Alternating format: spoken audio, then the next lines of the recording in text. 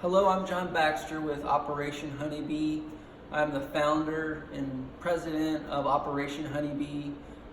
This is a nonprofit accredited 501(c). It's a worldwide movement to save the bees. All your donations go towards saving bees and sustainable agriculture. So I felt like I needed to reach out. I felt inspired to reach out. There's been so many people reach out since our Bee Awareness campaign. It happened to be the largest Bee Awareness campaign worldwide ever. And so I wanted to reach out and reconnect with the tribe, the hive, whatever you want to call us. But I wanted to make sure that we're still there. We've got great momentum going on. With all this momentum, it's really created a surge in saving the bees. We're on social media. Our website's operationhoneybee.com. Our Facebook page is facebook.com/Operation Honeybee Worldwide. We're on Instagram, LinkedIn, you name it. We're out there trying to get the awareness going. And I wanted to reach out because, I wanted to talk a little bit about me. Not that I like to talk about myself, but I wanted to show you what one of the leaders of this movement is doing, and a little about me, because hopefully I can inspire some, maybe just get my story out there. So my name's John Baxter, and I've been a hardcore serial entrepreneur since I was in my early 20s. I've created 13 multi-million-dollar startups, basically from scratch, and I've worked on every side of the mattress industry. So it's been industry very good to me because I'm a person that believes in health, wellness, nutrition, exercise, sleep.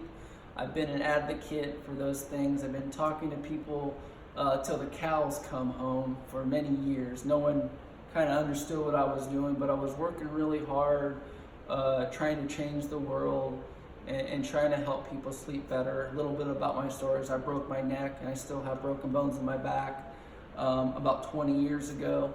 Doctors said I couldn't make it, and through that transition ended up not getting the surgery and actually healing myself about 15 years later.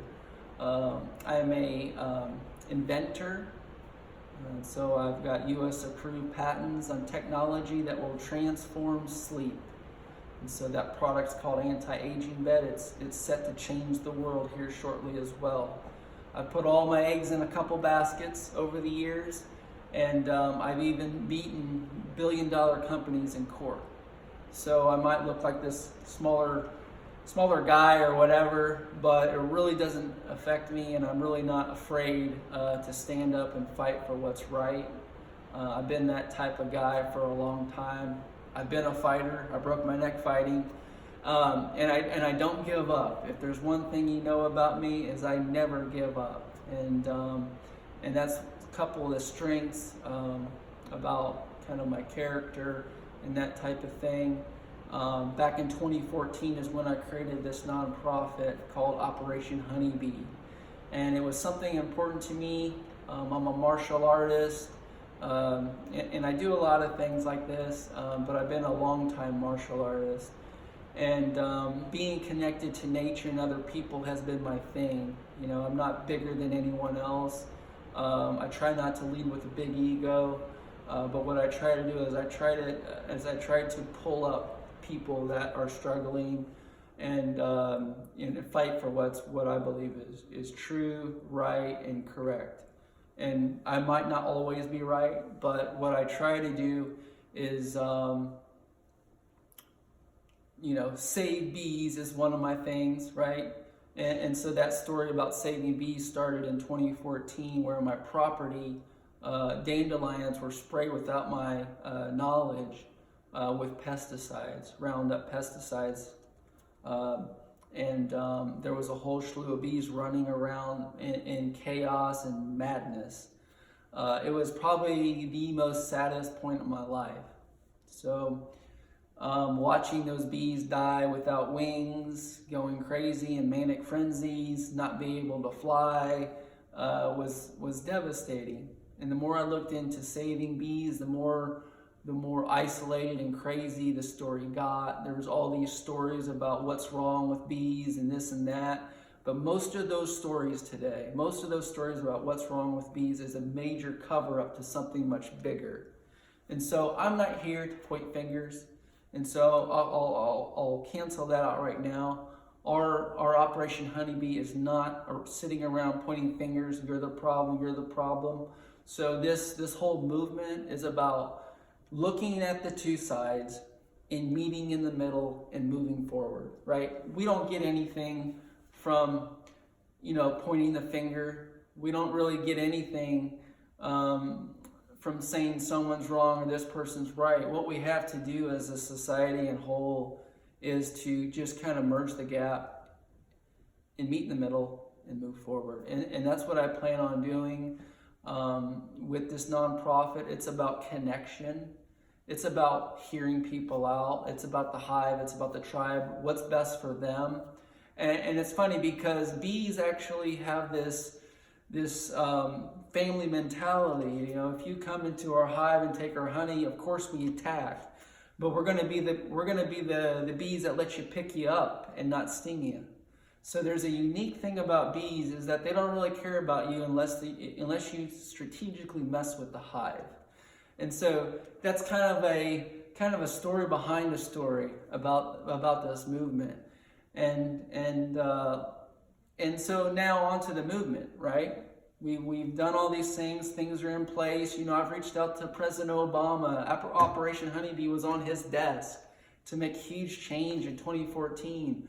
But of course, they didn't side with me.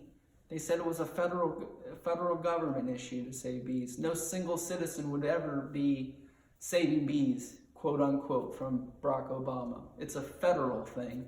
And Operation Honeybee has reached out to Donald Trump, or at least attempted to hundreds of times without an answer. So, we're basically on our own in this whole gamut of trying to save bees. But what I can tell you that every donation that comes to Operation Honeybee goes towards sustainable agriculture, crop science, innovation. We're going to create not only bee deterrents, bee-safe chemicals, bee-safe herbicides and pesticides, but we're also going to create smart AIs, all the way up to AI, but smart field technology, basically Roombas of fields with drone agriculture. We're going to, cut wasteful spending in agriculture. We're going to get people in governments to plant flowers on freeways, on the side of highways. We're going to get cities and governments to create more gardens. We're going to get land and homeowners to create more gardens in their front yard. There's a huge wasteful spending going toward cutting grass, killing dandelions, and the whole 9 yards, killing the soil. There's a whole big business to do that. Does anyone really want to cut grass every day? I really don't think people want to cut grass once a week. I don't think they want to spray pesticides and fertilizers on their lawn. I think what they want to do is make their lawns beautiful, and how you do that is create gardens. Create gardens with beautiful flowers, plants, fruit trees, and let the land flourish, because bees are the type that they need to pollinate. We need them to pollinate. We are in this symbiotic relationship.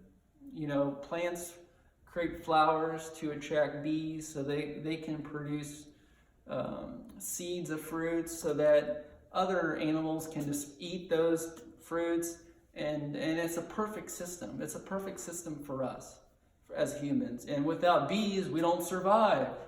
So what we've got to do is fix the situation, not from a sense of we need to fix it, control it. What we need to do is create the situation where things can flourish again and not become a wasteful spending consumer society. What we have to do is focus on healing ourselves, helping heal others, connecting with nature, so other people can do the same thing. And that's really what the bottom line, that's what the bottom line thing about this movement is. We're creating change in the sense where we're sick of being the stupid people told what to do or what the problem is when it's no longer true. We know these things. It's no longer true. So what can we do as citizens? We can go to corporations. Corporations hold all the power. They're the ones funding the topics of to get items approved. Our government hopefully can do something. I'm not sure they can. There's lots of things they can't fix that are simple. So what we can do is go to large corporations. We can spread awareness. This is this multi-layered thing. It's called geopathic stress. So we can't pinpoint one specific thing that's causing bees to decline, but it's called geopathic stress. It's the environment. Heck, it's the cell towers. Heck, it's the chemicals. It's not planting enough fruits, flowers. There's a lack of food for bees. Lack of environment. So there's multi-layers, and we have a plan on our website, and that's probably the best place to go, operationhoneybee.com, and check out the different levels of involvement. We really would like to get you involved. And today, I would like to get you involved by showing you my shirt. This shirt is about saving bees, and you can get a free shirt. All you have to do is create a Facebook fundraiser. You'd simply go to facebook.com fundraisers with an S, fundraisers with an S. Go to nonprofit, and then after you click on nonprofit, when you're there, find Operation Honeybee. Once you find Operation Honeybee, go ahead and create a fundraiser. If your fundraiser gets at least $25 in donations, we'll send you a free t-shirt of choice, and you can pick whatever t-shirt you like on our website. And some of the other items possibly as well, but right now it is for the t-shirts. If you want this is our iconic t-shirt we created a long time ago, the bee with the gas mask. And so we've got different colors, we've got women's clothing, we've got that type of thing. But I thought it would be important to reach out. I want this thing to happen. I want to be a part of this thing that's much bigger than myself. And I'm hoping that you'll do the same. So, contact us on our website, contact us on Facebook, private message, and let's see how far we can go with this. So right now we are in the 11th hour of saving bees. So, please do your part. If you were so kind to donate, that'd be great. If you couldn't make a donation, if you could share some of our posts on Facebook, Twitter, Instagram, that'd be helpful. If you got friends with large followings even, get them to do something, and we would appreciate it. And I know you would appreciate it too once this all comes to fruition. I'd like to say thank you, and thank you for watching my video.